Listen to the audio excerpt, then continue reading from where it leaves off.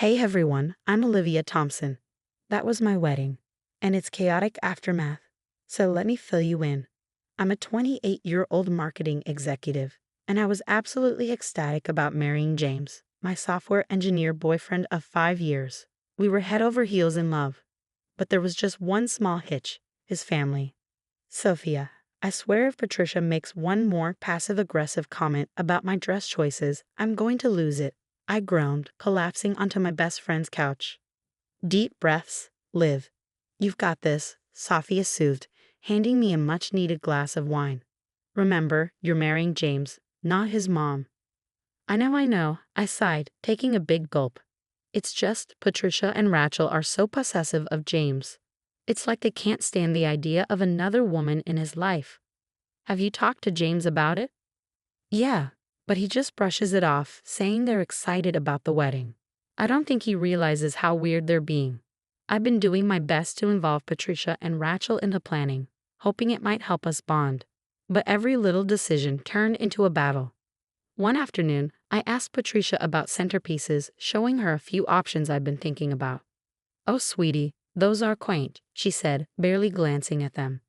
But don't worry, Rachel and I have some ideas that are much more suitable. I bit my tongue, reminding myself to pick my battles. But as the weeks passed, their behavior only got stranger. One day, I overheard them whispering in the kitchen. Are you sure about this, Mom? Rachel asked. Absolutely, it'll be perfect. James will love it, Patricia replied. When I stepped into the room, they clammed up instantly. Oh, Olivia, we were just discussing cake flavors, Patricia said, her smile too tight. I nodded, pretending to believe her. Later that night, I vented to James. Babe, I think your mom and sister are planning something. They're being so secretive. James just laughed it off. They're probably just planning a surprise for us. You know how they are.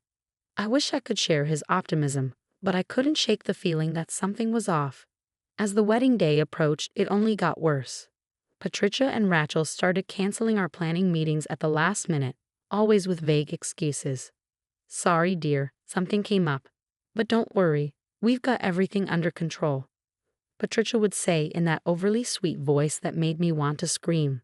I tried to stay focused on the excitement of marrying James, but a sense of dread kept gnawing at me. Something was definitely brewing.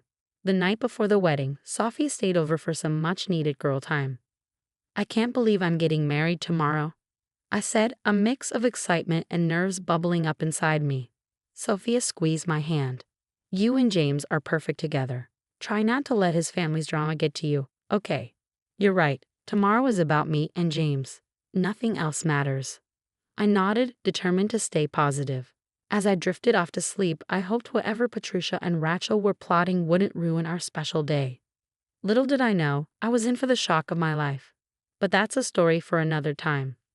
For now, I was just a bride-to-be, dreaming of her happily ever after. The next morning, I woke up with butterflies in my stomach. Today was the day I'd become Mrs. Carter. As I stretched, Sophia burst into the room, already dressed in her maid of honor gown. Rise and shine, bride-to-be. It's your big day, she chirped. I couldn't help but grin. I can't believe it's finally here, Soph. As we started getting ready, my other bridesmaids arrived and the room buzzed with excitement, hairspray, and the pop of champagne bottles. But despite the happy chaos, I couldn't shake my unease. Has anyone seen Patricia or Rachel? I asked, trying to sound casual. My bridesmaid Emma piped up, oh, I saw them earlier. They seemed excited about something. Probably just the wedding, I murmured, pushing down my anxiety. But as my makeup artist worked her magic, I caught a snippet of Emma whispering to Sophia.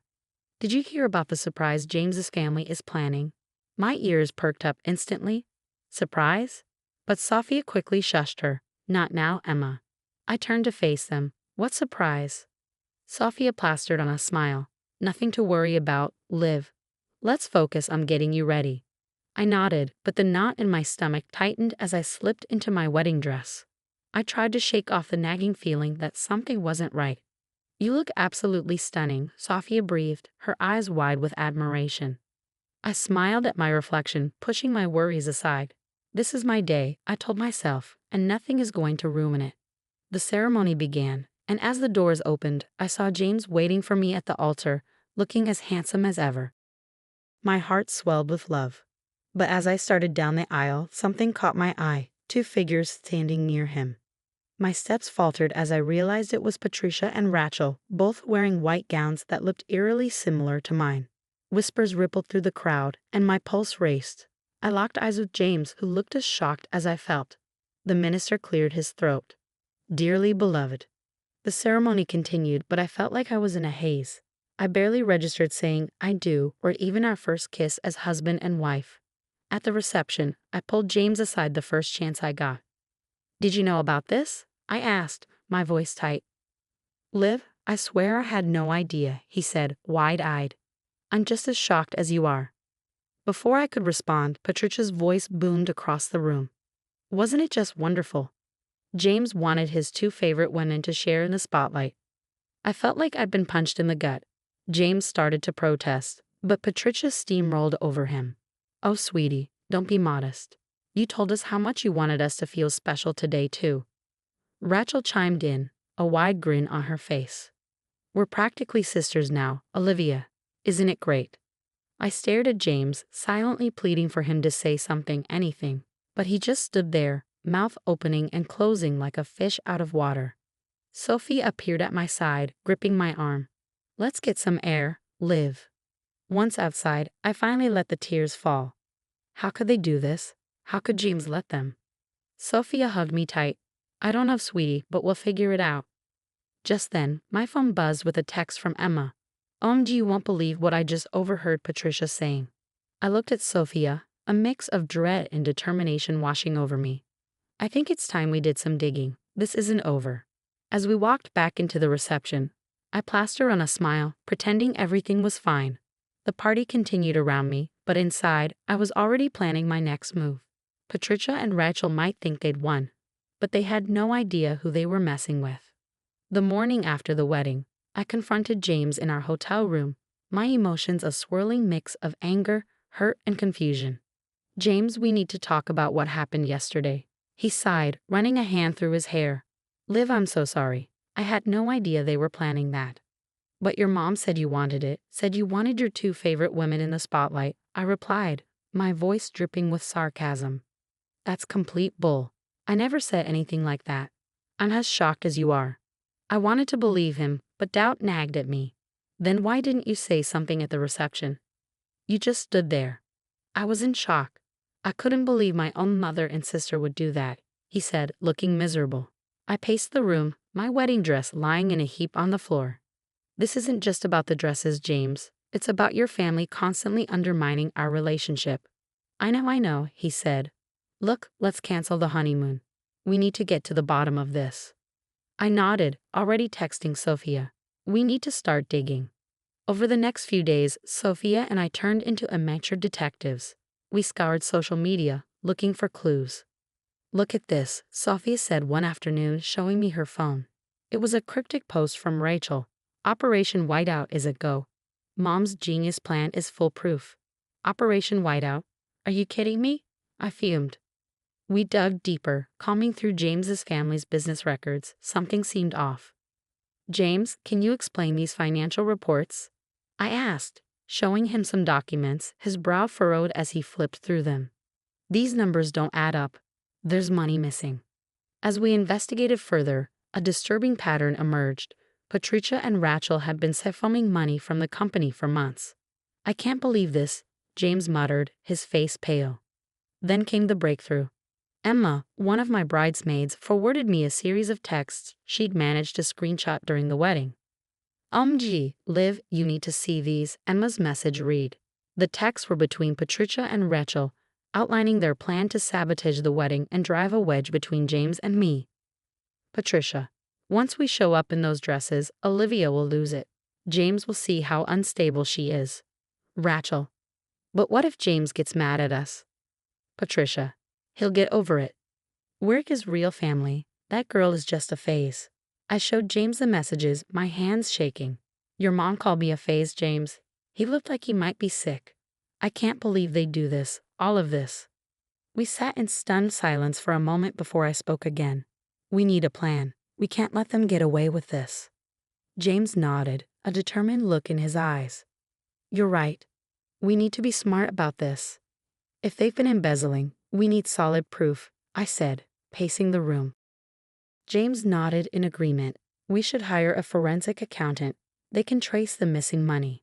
I grabbed my phone and called Sophia, putting her on speaker. Soph, we need your help. It's time to set a trap. Over the next hour, we pieced together a plan. We'd confront Patricia and Rachel, but not before gathering irrefutable evidence of their schemes. We need to get them to admit to sabotaging the wedding.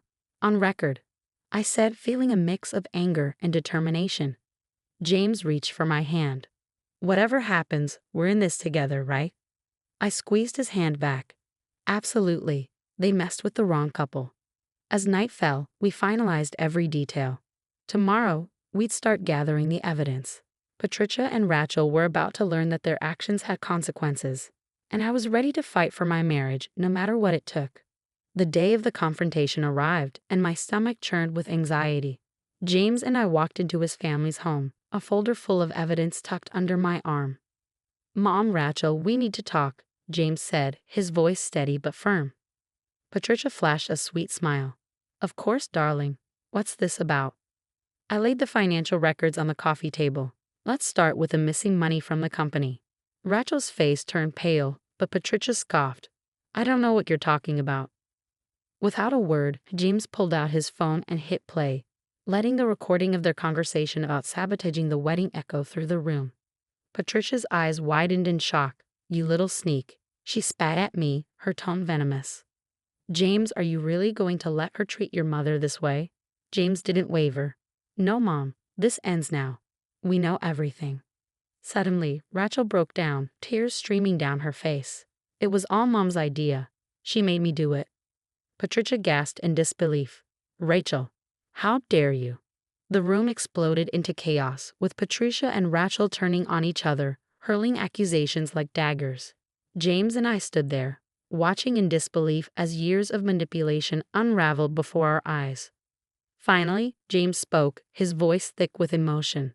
I can't do this anymore. You're both out of my life. We left that day with heavy hearts but clear minds, determined to move forward. A fresh start was waiting for us in Seattle. Over the next few months, I threw myself into my career, eventually launching my own marketing firm. James focused on healing and reconnecting with his father, who had long been overshadowed by Patricia's domineering personality. One sunny afternoon, James burst into our apartment, waving his phone in the air. Liv, you won't believe this. He showed me the news. The family business had collapsed due to the embezzlement scandal, and Patricia and Rachel were facing serious legal consequences. I hugged James tightly.